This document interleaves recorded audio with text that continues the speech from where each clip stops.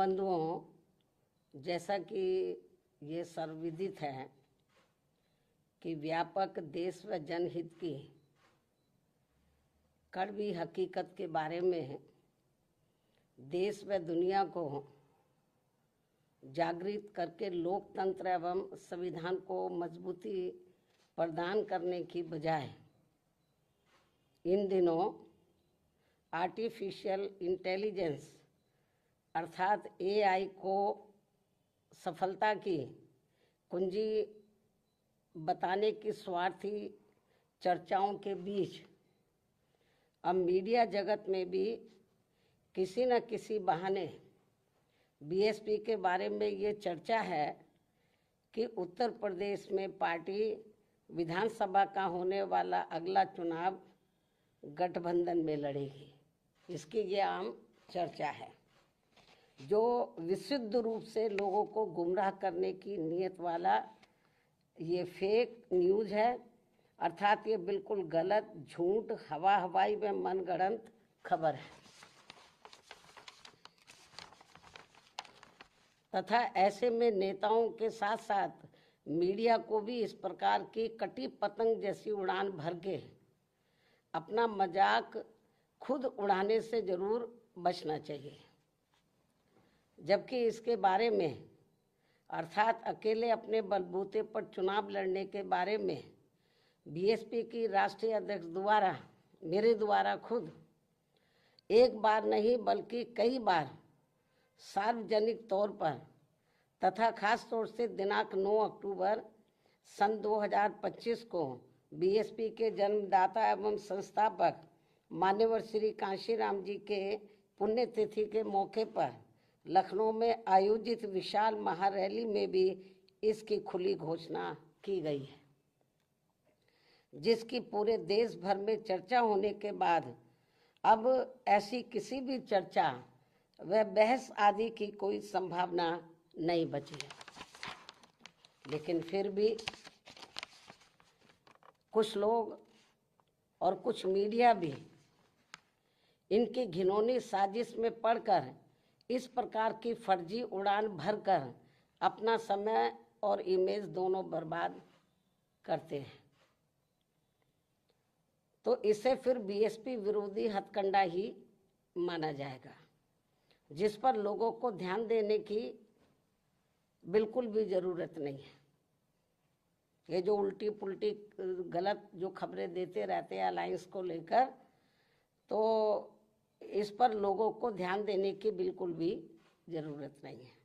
वैसे भी बीएसपी के लोगों को ये अच्छी तरह से मालूम है कि कांग्रेस, सपा व भाजपा आदि इन पार्टियों की सोच संकीर्ण व परम पूज्य बाबा साहब डॉक्टर भीमराव अम्बेडकर विरोधी होने के कारण इनका अम्बेडकरवादी बीएसपी से गठबंधन करने की नीति केवल इनके वोटों का राजनीतिक व चुनावी स्वार्थ है तथा इनसे गठबंधन करने से बीएसपी को केवल नुकसान ही नुकसान होता है, फायदा नहीं। और इसलिए बीएसपी के लोग अपने 2027 के मिशन में अकेले ही पूरे जी जान से लगे हुए हैं, जिस पर से उन लोगों का ध्यान भटकाने के लिए ही इस प्रकार की घिनौनी साजिशें ये लोग करते रहते हैं। ऐसे में पार्टी के सभी लोगों से यही अनुरोध है कि वे ऐसी अनर्गल व मनगढ़ंत बातों पर कतई भी ध्यान ना दें और वे हाथी की मस्त चाल चलते रहें तथा सन 2007 की तरह अकेले ही ये चुनाव लड़कर फिर से बीएसपी की पूर्ण बहुमत की अपनी सरकार जरूर बनाए।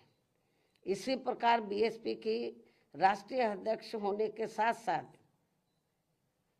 विशेषकर सुरक्षा खतरों के मद्देनजर दिल्ली में पहले की तरह का टाइप 8 का नया बंगला काफ़ी लंबे समय के बाद अभी हाल ही में अलॉट होने के बारे में भी जो गलत व गुमराह करने वाली बीएसपी को नुकसान पहुंचाने की बातें षड्यंत्र के तहत प्रचारित की जा रही है, उससे भी लोगों को अति सावधान रहने की जरूरत है। जबकि वर्तमान सरकार ने भी, यानी कि वर्तमान जो केंद्र में बीजेपी की सरकार है, जबकि वर्तमान सरकार ने भी टाइप 8 का बंगला मेरी सुरक्षा के हिसाब से अब सही अलॉट करने से पहले कई और भी बंगले अलॉट कर दिए थे जो सुरक्षा कारणों से नहीं लिया है, और यदि लिया भी था तो उसे कुछ ही समय के बाद ही छोड़ भी दिया था।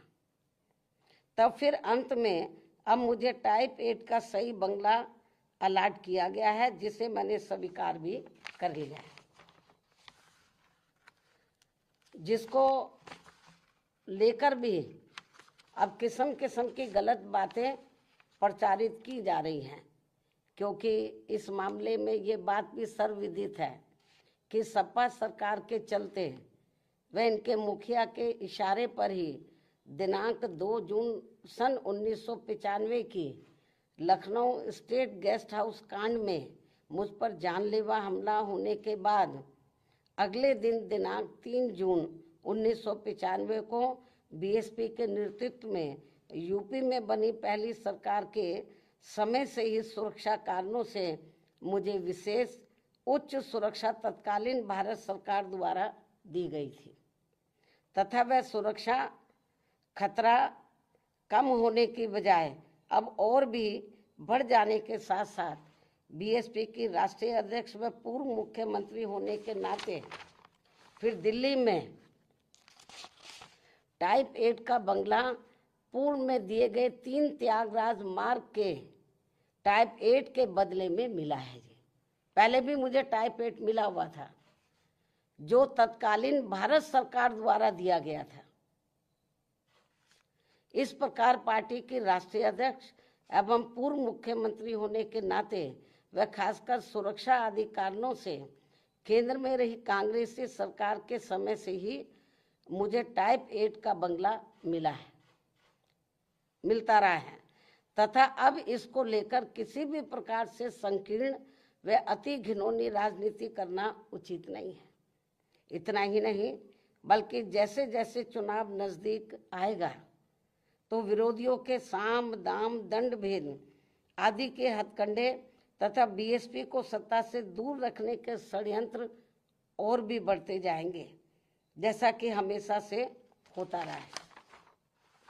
इसलिए केवल यूपी ही नहीं बल्कि पूरे देश भर में सभी अम्बेडकर वादियों को विरोधियों के दांत खट्टे कर देने वाली केवल एकमात्र अपनी पार्टी व उसके आयरन नेतृत्व पर पक्का व पुख्ता भरोसा करके परम पूज्य बाबा साहब डॉक्टर भीमराव अम्बेडकर के आत्मसम्मान